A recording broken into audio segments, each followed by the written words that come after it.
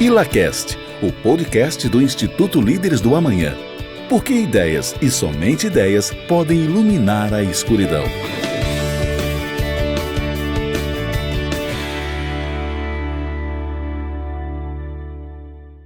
Bom, sejam todos bem-vindos. Esse é o ILACast, o podcast do Instituto Líderes do Amanhã. O Líderes do Amanhã é um instituto de formação de lideranças empresariais com foco na melhoria do ambiente de negócio capixaba.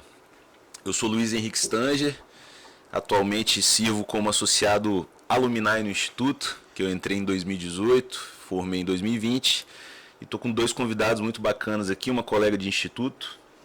Juliana Bravo, atualmente ainda como associada trainee do Líderes do Amanhã, sócia da Stone Consultoria, da Biotríade e na sucessão da Rio Minas Geologia. Que chique. E hoje a gente trouxe aqui um cara que está sempre no Instituto. Ele veio para participar do fórum no Instituto Parceiro do Interior, lá em Colatina. Grande Denis Xavier. E aí, moçada, tudo bem? Tudo bom. Baita prazer estar aqui, conversando com vocês. Uma honra, como sempre. É muito bom voltar. Né? Explicar um pouquinho aqui, uma mini bio rápida aí do Denis, né? O Denis é autor e tradutor de vários livros, artigos e capítulos científicos. Professor associado de Filosofia Antiga, Política e Ética na Universidade Federal de Uberlândia, professor do programa de pós-graduação em Direito da Universidade Federal de Uberlândia também, e da pós-graduação da Escola Austríaca, do Instituto Mises Brasil, estou certo? Instituto Mises, exatamente. E também doutor em História della Filosofia. Agora vai. Como é que é o nome dessa universidade? Universidade Macerata. De Macerata. Macerata. Eu tive o privilégio de fazer esse percurso formativo aí do doutorado na Itália. Certo. E lá na Universidade de Macerata tem um grande pesquisador lá de filosofia antiga, um cara com quem eu queria estudar, e acabei ficando lá 3 anos. Foi uma experiência muito boa. Maneiro. E aí tem uma coisa também que quase todo associado do Instituto, e quem sabe ouvinte também já interagiu. Ele é coordenador e autor da série do best-seller Breves Lições, que traz aí 4 escritores, ou 4, vamos chamar de resumos. Conta um pouquinho do Breves Lições aí pra gente. Eu já li 2. Por enquanto nós estamos em 4, mas são 4 livros, né, que compõem a coleção, mas isso por uma incompetência minha, porque já era para ter mais livros. Acaba que os compromissos vão tomando a gente, mas a ideia foi, como vocês sabem, compor obras que de alguma maneira tragam o essencial de cada autor desses defensores da liberdade. Então a gente já tem Ayn Rand, Hayek, Hans Hoppe e Sowell por enquanto. A gente, esse ano, se eu não fizer besteira, nós vamos lançar o Rothbard, talvez o Mises já também. Então tem uma programação aí, é bem legal. Todo dia tem alguém pedindo um novo, né? Todo dia tem alguém pedindo um novo. E assim, pior que quanto mais você publica, esse é um paradoxo, né? Quanto mais você escreve, quanto mais você publica, mais demanda você tem para falar sobre aquelas obras. Sim. E isso naturalmente impede de continuar escrevendo no mesmo ritmo. Então acaba que segura um pouco o ritmo de lançamento. Mas logo tem coisa nova por aí. Boa. Bom, entrando no nosso tema, que foi o convite aí, aproveitando a tua presença em solo capixaba, como eu falei no começo, o Instituto Líderes do Amanhã é focado ali na formação de liderança empresarial jovem. A gente acredita muito em formar líderes e a gente faz isso através de 5 eixos base, que são a gestão, economia, política, filosofia e ética. A gente faz isso ali no Instituto, que tem a formação de um associado, hoje leva 3 anos. A gente faz isso através de estudos de livros, júris simulados, palestras, workshops, né, visitas técnicas. E a maior entrega para a sociedade hoje é o Fórum da Liberdade e Democracia de Vitória. Sim. Dentro desse contexto, e considerando que a gente tem institutos similares dentro do estado, né, no interior, igual a gente vai estar lá hoje, e também espalhados pelo Brasil, a grande pergunta aqui hoje é a seguinte: por que no Instituto de Liderança Empresarial a gente tem como valores base, ou para pavimentar o caminho da formação, quando vai falar ali de ética e filosofia, a gente estuda a liberdade e não um outro eixo político? Lembrando que a gente, assim, o Instituto Líderes do Amanhã não se posiciona politicamente e tudo mais. Mas por quê? Então que a gente tem aí esses valores da liberdade como pavimentação do caminho de valores. Bom, acho que a resposta ela pode ser dada em dois momentos diversos. O primeiro quando você passa pela história da filosofia, se tem uma coisa que você compreende é o fato de que nós somos seres naturalmente livres e tudo aquilo que contraria a condição da liberdade do indivíduo, da liberdade do ser humano, acaba criando obstáculos para o seu processo de crescimento. Então, quando você estuda, por exemplo, a origem da filosofia, a filosofia nasce na Grécia por um fator primordial. O fato de que, na Grécia, diferente de todas as outras civilizações existentes naquele momento da história, ali na Grécia você dispunha de um grau de liberdade que te permitia contrariar um certo modo de pensar próprio do status quo, próprio da ordem estabelecida. Então, se não for a liberdade como um alimento da possibilidade de dizer coisas diversas daquilo que está sendo posto, você não consegue avançar, você não consegue produzir, você não consegue fazer um arco evolutivo do processo civilizatório. Então esse é um primeiro ponto. O segundo ponto o ato de empreender por si é um ato de ruptura com a ordem estabelecida. Significa dizer, eu quero não simplesmente celebrar o que já existe, eu quero romper de uma certa maneira com o que já existe e quero oferecer coisas novas e quero arriscar e quero propiciar saídas diversas para o meu cliente, para o meu negócio. E essa possibilidade de ruptura só existe entendendo os processos de liberdade. Por isso que defender a liberdade não é defender uma bandeira ideológica, não é defender uma bandeira partidária.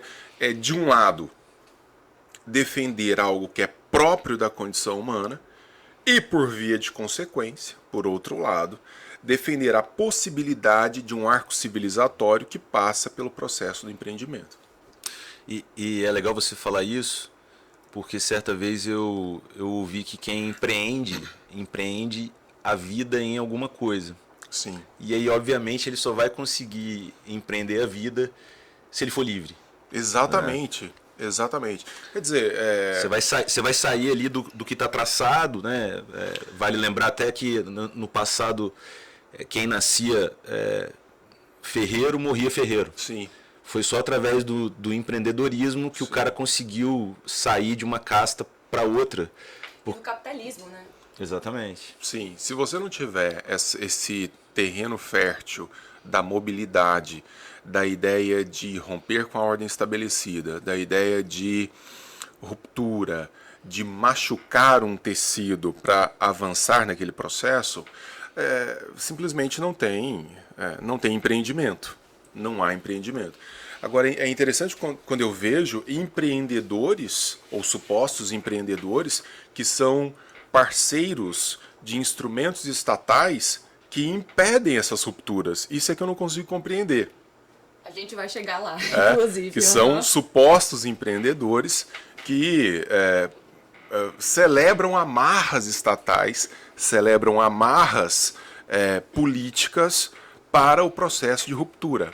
Isso para mim é absolutamente incompreensível. Se tem uma coisa com que um empreendedor não pode estar feliz, é com alguém que tente castrar a sua liberdade, a sua criatividade, a sua possibilidade de entregar coisas diversas. Então esse incômodo tem que estar na base do empreendimento. E aí, Denis, a gente não tem como falar sobre ideais de liberdade sem passarmos pela ideia de educação. Uhum. Então, considerando que academicamente aqui, pelo menos no Brasil, a gente não adota, pelo menos em grande maioria, obras liberais, ou a gente não tem muito contato com autores que defendam liberdade, né, muito novos, o próprio setor empresarial acaba passando a vida sem ter contato com essas ideias e fica refém do jogo posto. Sim. Qual que é o ponto de virada para que essas ideias, sejam apresentadas mais cedo às pessoas, voltando para essa parte de educação? E será que algum dia a possibilidade de acesso a essas ideias vai estar nas grades curriculares aí do Brasil, ou elas vão depender sempre de iniciativas como aqui a do Líderes do Amanhã? Na verdade, a gente tem que trabalhar. Eu estou em Brasília, eu estou trabalhando nos bastidores da política, então eu consigo ter uma visão fora do mundo da política, né? Quando eu participo de grupos como o grupo de vocês, e vejo e tenho uma visão de dentro do mundo da política. É importante atacar nas duas frentes. Numa única frente, se a gente continuar só trabalhando fora, dizendo assim, olha, como a liberdade é importante, e fazendo esse processo instrutivo importante por fora, dentro da máquina não vai mudar. Eu tinha a impressão no começo de que sim, a gente poderia mudar a estrutura política do país forçando os elementos externos para chegar até o mundo político. A impressão que eu tenho hoje, depois de um ano de bastidor, né, de política em Brasília, é que se a gente não estiver também dentro da máquina desestruturando aquilo que eles montaram como armadilha para todos nós, a gente não vai conseguir avançar. Então são essas duas frentes. Bom, primeiro ponto, os empresários, os empreendedores têm que também participar do processo formativo ativamente, ou seja, aquilo que a escola não entrega, é importante que o empresário, que o empreendedor busque oferecer ao seu colaborador. Então, não por outro motivo, grandes empresas hoje, multinacionais, têm as suas universidades, têm as suas escolas, têm os seus centros formativos. Na Europa, frequentemente, quando uma determinada universidade não oferece a mão de obra necessária para o mercado chega até o reitor da universidade e diz, fala assim, olha, você está formando uma galera que não me serve mais. Eu vou ter que montar o meu grupo de pesquisas e estudos ou você vai mudar isso daí? E frequentemente as universidades ajustam as suas grades curriculares para atender. Como no Brasil as universidades são praticamente fechadas em si mesmas, não cedem a esses apelos, né, e estão cada vez mais datadas, de um lado a gente vai ter que fazer isso, as escolas devem começar a surgir dentro das empresas, dentro dos grupos de empresários e empreendedores, e por outro lado, forçar a estrutura educacional. Porque se a gente não forçar a estrutura educacional, que ela continuar como está hoje, a coisa simplesmente não vai andar. Começa ali com... Hoje a gente vê muito essa coisa da leitura, né? Começa ali com o clube do livro, com uma cumbuca, tudo mais, até chegar talvez no alto escalão de diretores e tudo mais, fazendo... às vezes desenvolvem até MBAs próprios, né? Eu publiquei ontem, acho, enquanto a gente está gravando aqui, eu publiquei tem uns dias no meu Instagram, uma frase do Lew Rockwell, que é... A estrutura formativa, educacional, estatal, ela é pensada para que o indivíduo coloque em si mesmo os grilhões, coloque em si mesmo os bloqueios necessários para se submeter de bom grado às estruturas estatais. Então, o processo formativo ele não é disruptivo. Agora, como é que pode ter processo educacional formativo sem ruptura? Não tem. O processo educacional é um processo que machuca, ele tem que machucar, ele tem que causar desconforto. A educação na mão do Estado significa dizer uma educação para pacificar o sujeito, para submeter o sujeito e não para emancipá-lo. Então eu faço um mínimo ali de uma grade curricular obrigatória e aí eu estou apto a tem método, entrar tem método. Chegar num nível educacional baixo como o nosso, um nível médio baixo como o nosso, Brasil... de 70 países avaliados, está nos últimos colocados em PISA, nos rankings internacionais, você não faz isso acidentalmente, não é assim, ops, errei, que merda esse resultado. Não, isso é um método de décadas investidas no que não presta. Então, entregar a alma de uma criança, de um adolescente, ao processo formativo que o Estado oferece, significa dizer, se submeta, se entregue, e é tudo contra esse ímpeto do empreendedor. Depois você vai ter que, lá na frente, reativar a alma do sujeito para que ele retome uma condição que era dele, sim, que era natural, mas que o sistema foi solapando, foi apagando de alguma maneira.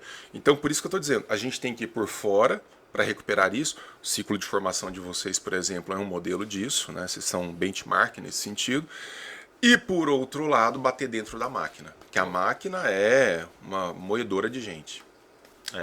Eu só queria voltar um pouquinho no nosso papo, porque você me falou uma coisa aqui, falou pra gente sobre um empreendedor que aceita ou fica passivo, enfim, me lembra bem ao ser castrado ali pelo Estado, pelo sistema. E aí me lembrou uma coisa muito interessante aqui, que é o seguinte: tem esse cara que aceita, vou chamar o status quo, até porque está posto, se eu não fizer, eu vou ser bloqueado de fazer negócio e tudo mais. Agora, mas tem um tipo de empreendedor também, cara, que é o que ativamente busca e faz, vou chamar de, não sei se lobby, a gente vê lá o Miss falando em grupos de pressão. Cara, isso então, eu queria que você uma das maiores desgraças da história desse país. Um pouquinho, porque assim, a gente tem esse naipe que vai ficar ali no passivo e fala, pô, tá posto, eu vou ter que cumprir e tal, mas tem um cara que fala assim, não, se a gente fizer isso, isso e isso para o nosso setor, vai desonerar a folha, vai, né, a gente tem aí essa, para mim, uma vergonha, que é a Zona Franca de Manaus e tudo mais. Ainda mais que recentemente a gente tem isso muito aí como tópico de conversa por conta dos votos aí que rolaram. Então, fala um pouquinho sobre essa questão de desmamar do Estado.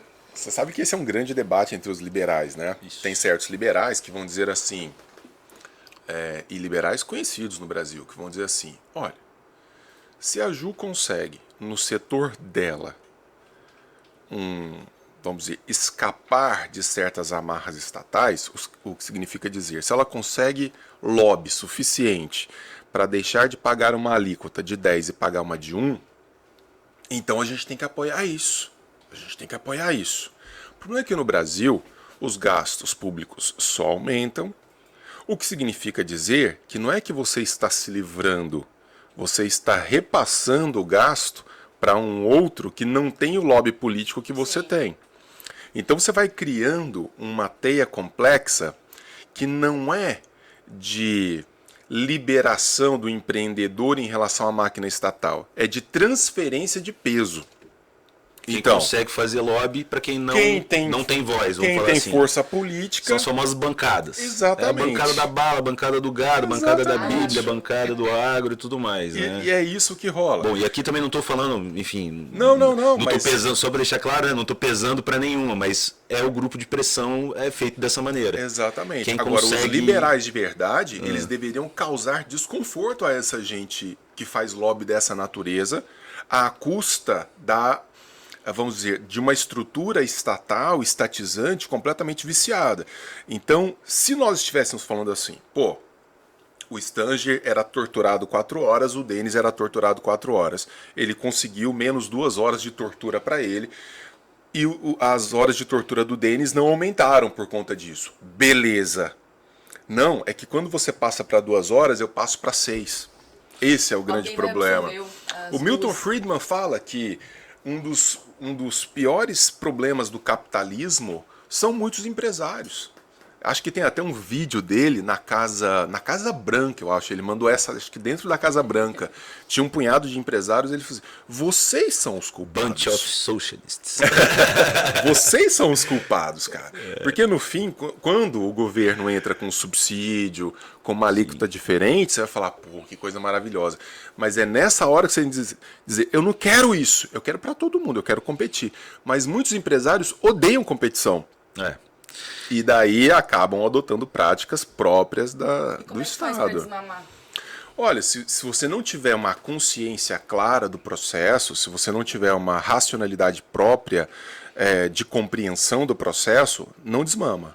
A gente volta então no ciclo virtuoso que é o caminho de um ciclo de formação como o nosso, vamos chamar assim, de um instituto, para poder, vamos chamar de conscientizar ou ensinar aquilo que não se aprendeu na escola, aquilo que é diferente do que está posto. Agora, eu vou esticar a corda aqui, cara, porque no Líderes a gente está sempre botando à prova o status quo, para te perguntar o seguinte, e o papo de que a realidade está posta, que não deixa de ser verdade, né? Se eu não vou conseguir acabar com aquele incentivo ou com aquela exceção, igual a gente falou aqui, damos exemplos de algumas, eu deveria, ou enfim, não tomar aquilo para mim? Eu deveria me abster? Eu deveria... A gente vai ter que fazer. Como é que é a realidade, com a realidade posta, assim? Não, cara, olha assim... Vamos esticar um pouquinho, depois a gente distorce isso. Vamos. Distraciona. Nós, no curso da história, a gente teve países em situação pior do que a nossa que conseguiram fazer essas mudanças. A questão é o quão dispostos nós estamos a fazer essas mudanças. A mudança, ela é sempre dolorosa, ela é sempre... Quer dizer, sair de um sistema já viciado... A gente fala isso de comportamento nosso. Às vezes você tem um certo vício alimentar ou de procedimento na vida e tudo. Mudar isso, cara, como dói, como machuca, como é complicado. De um sistema, então, que depende de outros agentes, mais ainda. O quanto a gente está engajado nisso. O que eu vejo lá em Brasília é o seguinte... Com pouco a gente consegue muita coisa. Então, colocando gente boa para dentro, instruindo, divulgando, inserindo novas ideias. Muita gente, cara, às vezes... Vamos lá. Tem muita gente que faz as coisas ali dentro simplesmente empurrada. Ela não sabe nem muito bem o que ela está fazendo. Se você vai e conversa meia hora no ouvido... De repente o cara fala, pô, mas é assim mesmo, né? Olha como a gente pode fazer diferente. Claro que existem os bandidos. Aqueles que fazem de caso pensado. Mas tem aqueles também que estão ali no embalo e que não estão muito pensando a respeito. Então um processo de instrução, né, de esclarecimento dos pontos ajuda demais. E perceber o seguinte, que politicamente tem que ser interessante para o sujeito. Se vamos dizer... O cara faz um lobby junto a um grupo político, consegue o que ele quer e continua vencendo, não é cultura política, é política de incentivo. É tão simples quanto isso. O que você tem que incentivar é um comportamento diverso. Eu não quero que você faça isso, eu quero que você tire o Estado da minha frente e me deixe competir. Agora, o empresário quer isso? Então, isso aí que eu ia falar, para a gente ser simples... Né? É bottom-up ou top-down? Ou seja, é da base, é do empresário para lá falar, enfraquecer o grupo de pressão ou deixar de ser o grupo de pressão? Ou vai ter que vir do político falar assim, ó, eu não vou mais fazer pressão? Você acha que vem da onde? Político trabalha com incentivos. E voto, né? Se ele percebe que, por exemplo, ele votou no fundão eleitoral de quase 5 bilhões e nas próximas eleições ele entra, ele vai falar... Tô fazendo Deu certo. Tá tudo certo, tá tudo tranquilo. Por que eu vou mudar? Eu vou para 7 bi, eu vou para 10 bi. E não pense que não vai não, vai sim, vai sim. Tanto que quando chegou esse negócio do fundão eleitoral lá, eu falei, os caras não vão ter peito. Porque era 800 e poucos milhões, foi para 2 bi, não sei quanto. Os caras não vão meter 5 bi. Meteram. Foi escalando. E é assim, ó. É de uma hora para outra. Você acorda e tá com essa conta para pagar. Eles vão fazer isso, porque eles perceberam que vale a pena. Agora, se eles perceberem que não vale a pena, que eles não vão conseguir comprar esses votos nem da classe dos empresários, opa, agora é difícil. Outro dia eu fui falar para um grupo do agro, a primeira coisa que os caras querem é assim, mas a gente precisa de uma política de subsídio, porque precisa baixar a alíquota, não sei o que e tal. O cara não tá pensando assim, tem que baixar geral, a gente tem que diminuir o custo Brasil. Está falando assim, não, para o meu caso, eu preciso aqui de um benefício, porque a gente... Todo mundo é muito importante nessa hora. Todo mundo é pilar do país. Todo mundo, exatamente. Todo mundo... Me lembra o caso da vacina. O Brasil é uma piada. No caso, quando começou a vacinar, cada grupo profissional queria ser prioritário. Sim. Por motivos óbvios. Todo grupo é prioritário. É essencial, todo né? mundo. Então, e toda atividade é essencial Toda para aquela atividade. pessoa, inclusive. No fim, eles passaram tantas prioridades no Congresso que 85% da população era prioritária. Não tinha vacina para todos os prioritários. É ridículo. E é isso que acontece. Você me respondeu bem aí, e dando esse exemplo do pessoal do agro, eu sei que, né, surgiu, tem tantos outros, né? No meu, por exemplo, que trabalho no mercado imobiliário, a gente teve o incentivo aí de quem trabalha com a segurança pública para ter um financiamento incentivado. A gente tem essa conversa do Minha Casa Minha Vida, porque acontece isso, né? Quem paga o financiamento sendo uma pessoa, vamos chamar assim, normal ou que não se encaixa no programa, está compensando aquele programa que tem o financiamento incentivado. Grátis. Não existe almoço grátis. Eu estou com a camisa do Day One aqui, não é alguém está pagando essa conta e no Brasil geralmente é o mais pobre. E aí eu acho assim, né? A gente tem uma pergunta. Como que os líderes à frente das empresas, ou familiares ou líderes que estão para assumir cargos grandes, porque querendo ou não, um empreendedor, seja ele pequeno, que tem uma secretária, um estagiário, etc., ele já está ali à frente de uma equipe de 3, 5 pessoas. Hoje a gente tem os grandes empresários que têm 2.000 pessoas, 3.000 em diante, aí, né? Tem gente que tem muito funcionário.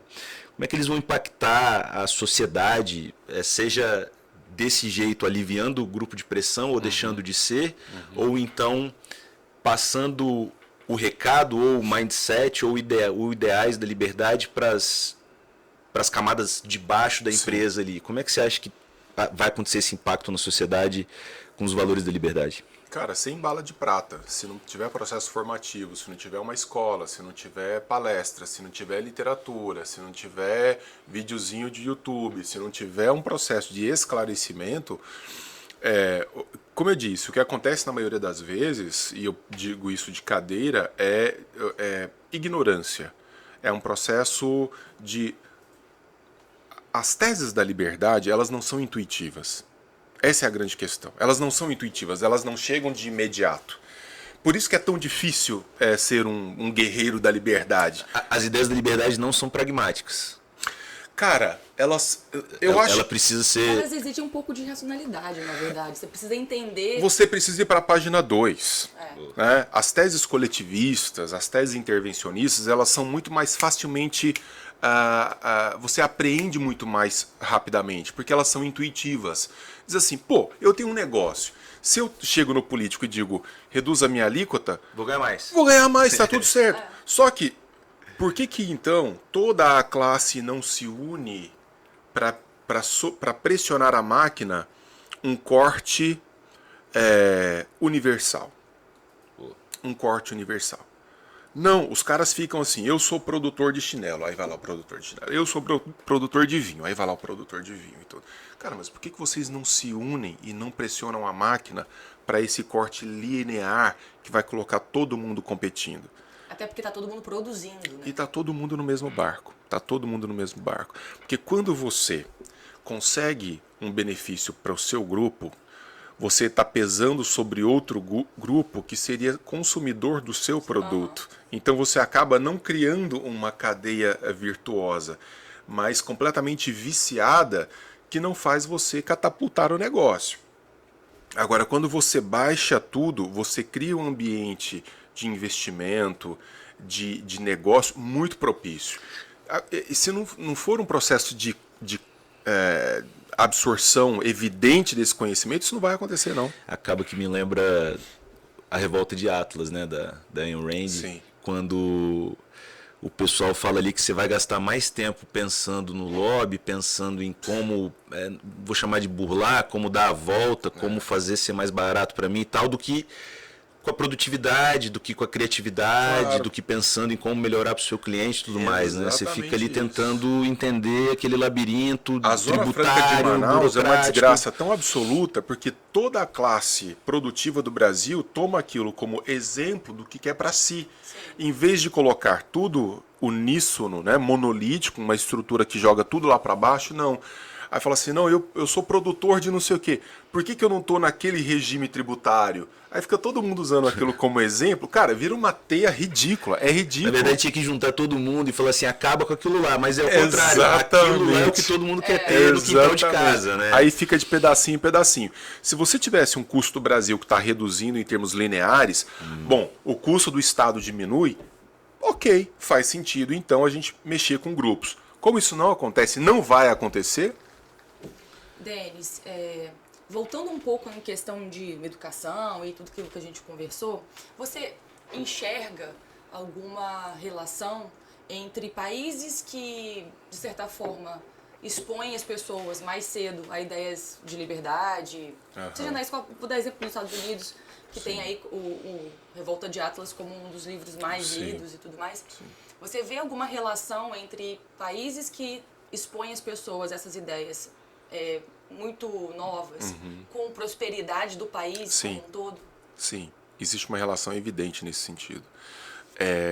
E mais do que isso, não se trata só de exposição às ideias, mas de compreensão da razão de ser da coisa. O que acontece? Platão diz assim: um político, muitas vezes, ele pode não conhecer as causas das boas ações, mas muitas vezes ele vai agir bem por diversos motivos, até por acidente. Ele sem querer acertou alguma coisa. Só que sem querer acertar alguma coisa significa dizer que você está muito mais exposto à possibilidade de errar. Se você acertou sem querer, significa que você não entendeu as causas do acerto. E significa dizer, portanto, que você está mais exposto à possibilidade de errar. Então é importante conhecer as causas do acerto. Por isso que o processo formativo é tão importante, para entender o porquê aquilo é melhor. Os ingleses fizeram isso bem. Os ingleses têm um processo formativo que passa pela compreensão da causa do porquê aquilo é melhor, do porquê é melhor uma vida livre, do porquê é melhor menos Estado. Por isso que os caras, Brexit, tô fora desse lixo aí. Cara, vocês me disseram no começo que era uma área de livre mercado. Eu digo, ok, beleza. Depois vocês me disseram que era uma área de livre circulação. Eu disse, ok. Aí vocês começaram a criar um tal de tribunal europeu, parlamento europeu. Vocês querem se meter aqui dentro? De jeito nenhum, a gente está fora. Então eles têm uma compreensão de indivíduo livre que passa pela compreensão da causa, do porquê. Então a gente não pode ter, a gente não pode imaginar que isso não vai acontecer, que acidentalmente, por um acaso, a gente vai acordar um país defensor da liberdade. Isso não vai acontecer. Então, ou nós mudamos toda a estrutura formativa lá na base, que tenha livro, por exemplo, que mostre para o menino que o capitalismo não é malvadão. Como a gente foi formado assim. Sim. Pega os nossos livros didáticos. O que os caras falam de livre mercado, de empreendedor, de lucro? É tudo feio, é tudo horrível. Se a gente não muda isso lá, esqueçam. Tem que lembrar desde o começo que a produção precede a doação, né? Porque muito se fala de ajuda, parece que as coisas brotam do nada, né? Sim. E não é assim. Você tem desde o começo. Eu gosto. Outro dia eu estava gravando um outro podcast com uma pessoa que faz a gestão de patrimônio, de dinheiro. E a gente estava falando sobre a ligação entre o mercado de capitais e a vida real. Então, nós estamos aqui, a xícara. Antes de tudo, teve um cara que concebeu essa ideia. Que arriscou. Partiu para vender a ideia para alguém, colocou capital próprio ou de terceiro arriscando, ou o nome, ou o cadastro, ou o dinheiro de outrem até, para falar, cara, vamos fazer 1000 canecas. Igual a gente lá tem no nosso Ila Shop, vamos fazer 1000 canecas do Líderes do Amanhã, porque vai vender tudo. E pode vender ou pode não vender. Por que vende? Vai fazer a propaganda. Então tem uma cadeia toda de valor envolvida na produção, que muitas vezes ela é reduzida a... É sério que o cara que colocou tudo isso de risco é um malvadão? Mas eu vou te falar uma coisa. Isso é tão verdadeiro. Enquanto a gente está batendo esse papo aqui, a coisa de alguns dias atrás, houve no Congresso a votação do piso da enfermagem. Nós tivemos um grupo ali de 8, 9 liberais no Congresso. Só eles, em 513, votaram contra. E uma classe quase que inteira mobilizada para ter um novo piso. Passava de 1.000 e alguma coisa para 4.000 e não sei quantos reais de piso. E a gente explicava, assim, olha, vocês estão pedindo desemprego em massa. Vocês estão pedindo para criar um obstáculo de entrada no mercado que vai ser muito ruim para vocês enquanto classe. Não é. A gente teve ameaça do tipo, você vai votar assim, eu vou lembrar de você quando você estiver no hospital. Esses 8 aí foram execrados pela classe. Vou lembrar da sua família. Então, assim, E aí eu tenho alguns enfermeiros e enfermeiras que me seguem nas redes sociais que falaram assim, Denis, me explica esse negócio. Aí com uma explicação didática de 2 minutos, a pessoa fala assim, o quê? É isso mesmo, hein? É isso mesmo. Ou seja, intuitivamente, de imediato, a pessoa fala assim, olha que maravilha, eu vou passar de R$1.000 e tantos para 4.000 e tantos. Quem não quer? Eu quero. Agora, ninguém se pergunta assim, de onde vai sair? São os efeitos de segunda e terceira ordem, né? A gente estuda isso. Qual é a página 2? O que se vê e o que não se vê. Então, para fazer essa passagem, você precisa de um processo instrutivo e de uma compreensão da realidade que não acontece no nosso processo formativo. A gente fica só na pré-intuição. Isso parece bom, então é bom. Não, isso parece bom, mas é uma merda. Por causa disso e disso e disso. É uma contrariedade que muitas vezes parte da população não está disposta a sofrer. E aí vou te perguntar um negócio. Você acha que falta responsabilidade individual de buscar o discernimento ou a informação? Porque muitas vezes a gente brinca muito e ouve isso assim, e um dia eu tive que acabar com isso na minha vida, acho que principalmente quando a gente sai da casa dos pais, é que assim, né, alguém tem que fazer alguma coisa. Sim. Então você está me falando de um cara que estava achando maneiro, ele seria beneficiado com esse piso aí, ou igual a gente está falando dos benefícios que o cara do agro acha com financiamento incentivado, sim, que o cara do vinho acha com a Zona Franca de Manaus, ou das coisas aduaneiras, se você trouxer por Vitória, né, a gente teve aqui 40 anos de Fundap para poder movimentar a economia e tudo mais. Então assim, tem gente que vai lá e fala, peraí, eu quero entender aqui, porque ou o cara acha que está muito estranho, ou o cara acha que a conta não fecha. Como é que é essa coisa dentro do ser humano de buscar, vamos chamar assim, a verdade, ou pelo menos uma explicação e deixar um pouco de lado essa intuição de, pô, vai ser muito bom porque vai sair de 1.000 para 4.000, por exemplo. Cara... Ou não tem resposta? Não. Na verdade é o seguinte, eu fico pensando no nosso caso. Como é que a gente chegou até aqui, né? Como é que nós fizemos essa passagem? Não existe uma resposta única. Em alguns casos isso é meio intuitivo, né?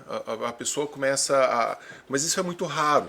Porque eu digo, intuitivamente as teses coletivistas sempre vão ganhar, ou quase sempre vão ganhar. São muito mais sedutoras. São muito mais sedutoras, tocam mais as emoções. Vocês podem ver que os grandes autores liberais, a maioria esmagadora deles, começou marxista, começou gramsciana, grandes nomes. Hoppe, Sowell, esses caras eram marxistas. E de repente fala assim, pô, mas é exatamente por eu estudar mais... O Sowell, nem frequentando o Milton Friedman, deixou os estudos de... Ele foi seduzido. Exato. Foi mais tarde, depois da escola de Chicago, que ele falou assim, pô, nem frequentando as aulas do Milton Friedman, imaginem vocês. Então como que a coisa é agarrada? Agora, isso pode acontecer meio num momento assim, vamos dizer, de inspiração, que o cara lê alguma coisa e fala, nossa, isso faz completo sentido, mas confiar nisso eu acho muito ruim. Agora... já um processo formativo que determine uma nova forma de mentalidade do que é excelência. Por exemplo, eu como estudioso de filosofia antiga, você vê claramente, em Homero, então a gente está falando de tempos pré-filosóficos, o que era o homem de excelência? O homem de excelência era o guerreiro, era o combatente, que sozinho rompia as fileiras e vencia praticamente o exército. Odisseu, Ájax, Aquiles, esse era o padrão do homem, que chegava, tinha os comuns e tinha ele, que se destacava pela arte da astúcia, da batalha, etc. Esse era o padrão. Depois, quando surge a democracia, esse ideal do homem guerreiro homérico muda. Você tem já o ideal do homem que batalha ombro a ombro. Esse é o homem excelente. Não é o homem que rompe as fileiras. É o homem que está ombro a ombro. São os hoplitas. Aqueles que... Porque o cara que sai da fileira, ele enfraquece o seu exército. Então ele tem que estar aqui o tempo inteiro. E no curso da história, o padrão de excelência sempre foi mudando em função de uma certa conformação social. Na Idade Média, o ideal era outro de homem. Na Idade Moderna, o ideal de homem era outro. Qual é o tipo de ideal de homem que nós temos hoje? Qual que é o tipo ideal de homem que nós estamos montando? Daqui a 2000 anos, Ju, quando olharem para a gente, vão falar assim, qual era o ideal? Os gregos chamam isso de areté, de excelência. Qual é o padrão de excelência que nós estabelecemos para o homem contemporâneo? Isso é educação. Isso é paideia, os gregos vão dizer. É ciclo formativo.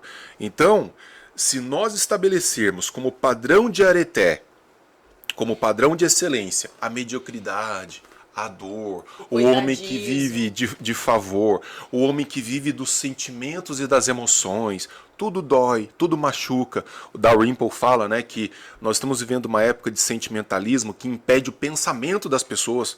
As pessoas passam a sentir tanto que elas deixam de pensar. É tudo quem sofre mais, quem está mais penalizado, quem precisa mais de uma cota, quem precisa mais de um favor. Quem é mais desgraçado na vida? Todo mundo precisa de um olhar carinhoso e a vida só macetando. Então, agora, a boa notícia nessa história é nós é que estabelecemos o padrão de excelência do homem da nossa história. Se a gente forçar a régua nesse sentido, vai acontecer. Vai acontecer. Se a gente não forçar a régua, nós vamos continuar nessa pindaíba que a gente tem hoje. O problema é que a gente tem do outro lado a galera aí de rede social, os sinalizadores de virtudes, que são bastante barulhentos. São. E como é que você faz para combater isso? Mas a gente tem terreno. Vejam vocês o quanto nós evoluímos, o quanto nós avançamos. A gente está falando disso aqui. Nós temos contracombatentes nas redes sociais expondo, falando, denunciando. Então, a briga é difícil? A briga é difícil, mas não dá para esmorecer, não dá para desanimar, porque os pontinhos que aparecem de luz são muito interessantes.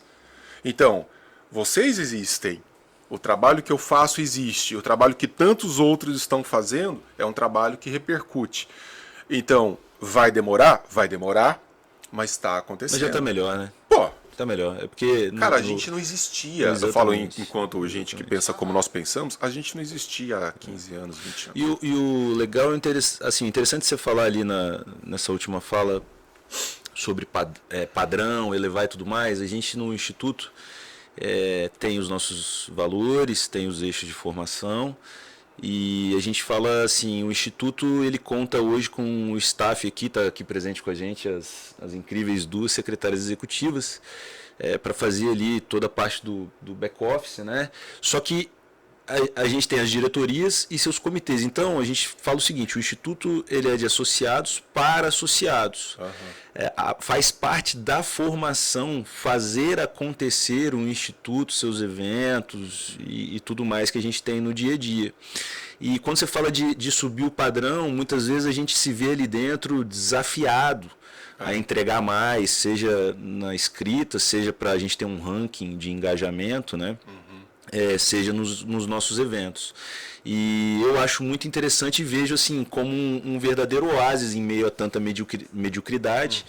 Não é fácil você sair da sua zona de conforto, é muito mais confortável você ouvir a famosa groselha ou achar uma cota para chamar de sua do que você ser ali instigado a partir para algo que você não conhece, né? A gente tem leituras, que passam 1000 páginas e tudo mais. Agora, uma coisa também muito interessante que você falou é que antes não tinha e agora tem. E aí, quando você fala pontinhos de luz, eu lembrei de uma coisa que a gente fala muito aqui, que é o efeito estrela do mar. Porque se você...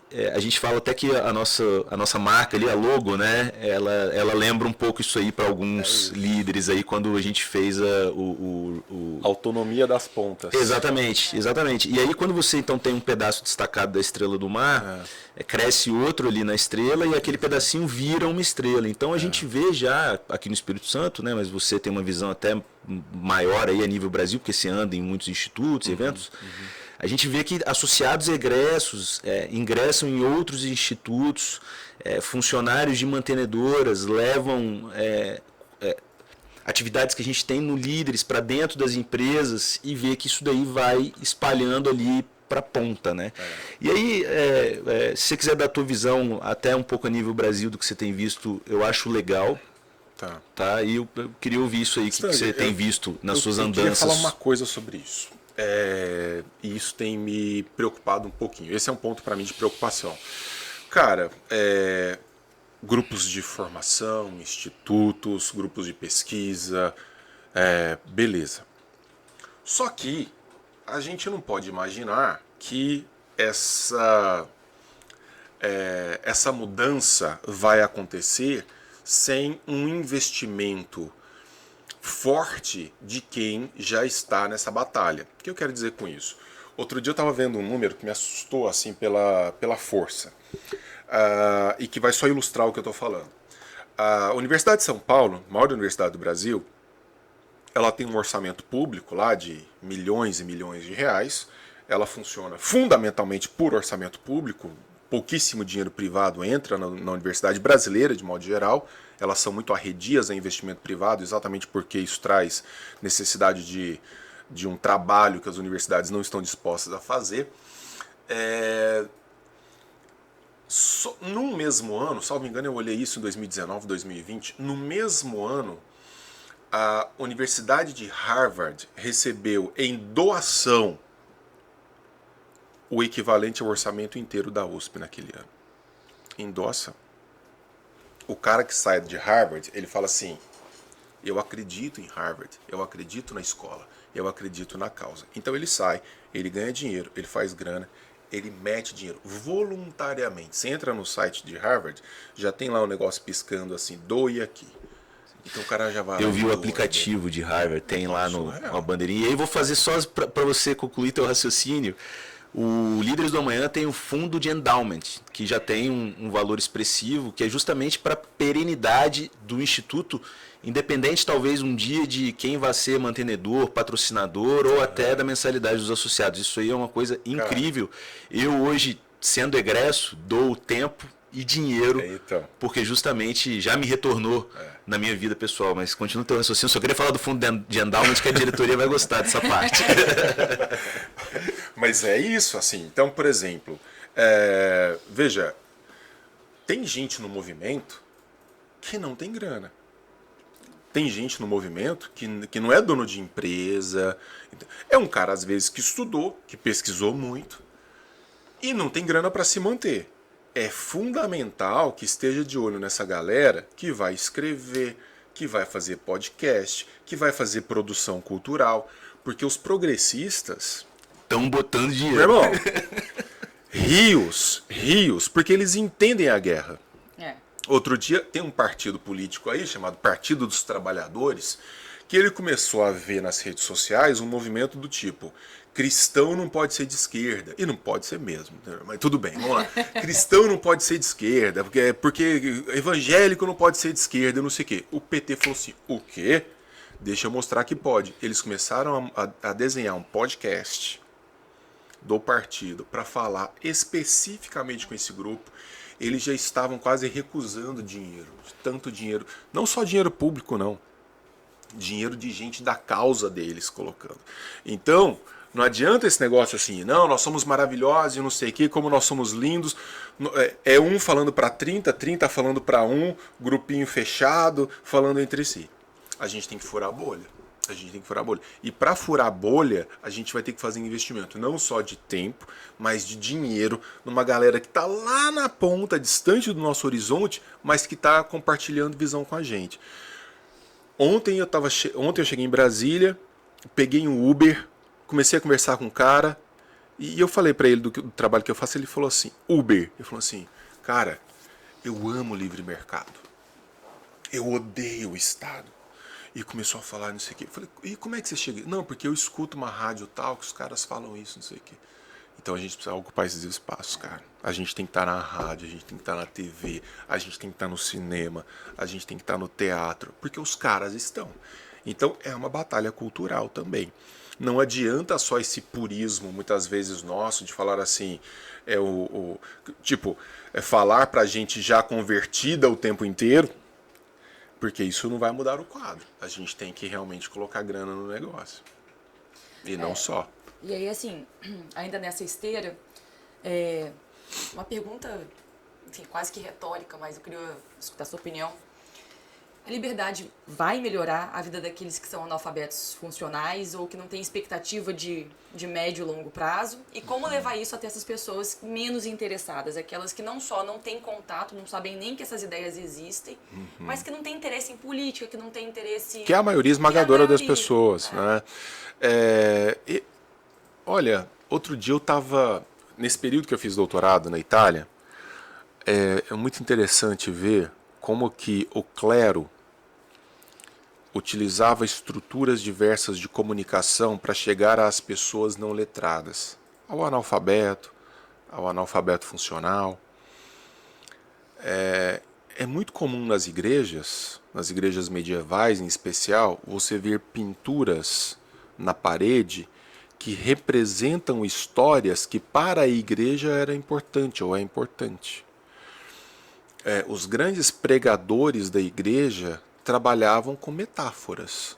Não tinha, né? Como é que você vai falar para uma pessoa que não teve escola, que não teve instrução sobre superávit primário? Outro dia eu fiz uma crítica, né? Eu tô lá na Heritage Foundation, cara, posição do Brasil até em o ranking de vocabulário, liberdades, o nosso exatamente. modo de nos vestirmos, entendeu? Tudo isso vai criando um certo bloqueio. Aquela galerinha gourmet lá, aqueles riquinhos que acham que tudo é não, o Estado não sei o que. Esses caras, eles precisam comer. Como que esses caras não querem o Estado se o Estado está congelando o preço do gás? Exato. Se ele está me dando o Piso. auxílio, É tudo de graça. se ele está me dando o Saúde é de graça. Exatamente, saúde, né? gente, de Enfim. graça. Outro dia eu fiz uma crítica, né? Eu tô lá trabalhando na liderança do Novo na Câmara e eu peguei um post do partido e fiz um print e joguei no grupo e perguntei assim: quantas pessoas aqui vocês conhecem de fato assim, galera do povo mesmo, que entenderia esse post aqui? Pega a linha do tempo do PSOL e pega a linha do tempo do Partido Novo e vê a diferença no modo de comunicar. Os caras falam assim: o preço do pepino aumentou não sei quanto, dona de casa.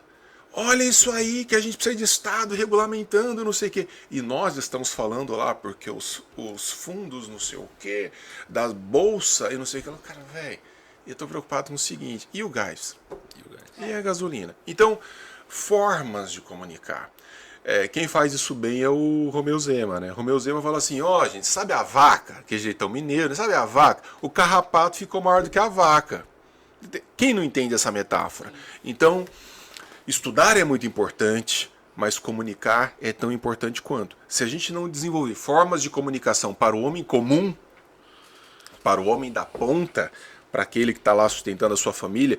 E outro dia acho que foi o Mano Brown que falou assim, cara, ele ficou assustado que ele subiu o morro e falou assim: os caras não estão preocupados com revolução não, eles querem um tênis bom no pé, eles querem um churrascão na laje, eles querem a TV de plasma em casa e o resto que se dane. O brasileiro, moçada, odeia o Estado. Falta a gente calibrar isso e falar para eles assim: tá vendo como vocês odeiam o Estado? Por que o brasileiro odeia o Estado? Porque assim que ele começa a ganhar um dinheirinho, ele faz de tudo para fugir das estruturas estatais. Primeira coisa que um brasileiro começa a ganhar um pouquinho de dinheiro, ele quer sair do SUS. Sucesso é liberdade, né? Percebe? Ele quer sair do SUS. Ele quer parar de andar de ônibus, porque é uma merda andar de ônibus. Ele quer botar o filho na escola melhor. Quer botar o filho na escola particular. Perfeito. Ele odeia a coisa pública. Falta ele ter consciência disso. Perfeito. De que a coisa pública é uma merda. E de que, na verdade, estão roubando dinheiro, estão roubando R$4 dele para devolver na forma de um serviço de merda. Quando ele perceber isso com consciência, a coisa começa a mudar. Mas isso vai mudar por técnicas de comunicação, produção cultural. Boa. Cara, que papo, hein? Divertido. Muito bom, divertido. Vamos pensar a respeito. Eu acho que faz todo sentido os valores da liberdade como pavimentação do caminho para a prosperidade da sociedade. Não tem outro, hein, irmão? Formando lideranças empresariais, que é o objetivo do Instituto, e ensinando essas lideranças a se comunicarem com as camadas abaixo delas, que querendo ou não, o empresário ele é um influencer, um influenciador de pessoas, desde o cara fez sucesso. E mais do que isso, Hayek já falava isso. Quem manda na empresa não é o dono da empresa. Exato. É o cliente. O cliente fecha a empresa, o cliente demite presidente, e não adianta ser arrogante. Você pode ter uma puta empresa trilhardária, o clientezinho lá que você não ajudou a esclarecer, a instruir, ele quebra a sua empresa muito rapidamente. Quantos grandes super empreendimentos a gente viu quebrarem, surgirem em 2, 3 anos na vida? Isso acontece o tempo inteiro. Então a responsabilidade do líder empresarial é maior, porque ele tem de um lado o seu staff, seus funcionários, né? E do outro lado ele tem quem mantém ele, que é de quem ele, o empreendedor, é funcionário, que é o cliente, né? Exatamente. Então a gente vê que faz total sentido essa caminhada aí, que já está aí nos seus 10 anos do Instituto Líderes do Amanhã. Muito mais do que ideias, a gente está tendo valores para a construção dessas carreiras e tentar impactar a sociedade de hoje. Aí vocês fazem um baita trabalho, cara. Eu rodo o Brasil inteiro. O trabalho que vocês fazem é uma coisa de excelência. Legal. Mesmo. Juliana Bravo, mais alguma pergunta? Não, se deixar, a gente vai ficar o dia inteiro conversando com o Denis aqui, né? Você quer falar alguma mensagem final pro pessoal pra gente encerrar esse podcast? Não, eu queria agradecer o tempo do Denis, claro. Ele é sempre muito bem-vindo aqui. A gente gosta muito de receber. Aqui eu tô literalmente em casa. Meu pai mora aqui em Vila Velha, então tô literalmente em casa, fora os amigos que eu tenho. Legal. Bom, quero agradecer também, Denis, a sua presença aí. Obrigado por esse bate-papo. Eu espero que quem estiver ouvindo aí esse podcast ou assistindo no YouTube, né, faça bom proveito desse papo. E é isso aí. Ideias, somente as ideias podem iluminar a escuridão. Um forte abraço. Esse foi mais um IlaCast. IlaCast, o podcast do Instituto Líderes do Amanhã. Porque ideias e somente ideias podem iluminar a escuridão.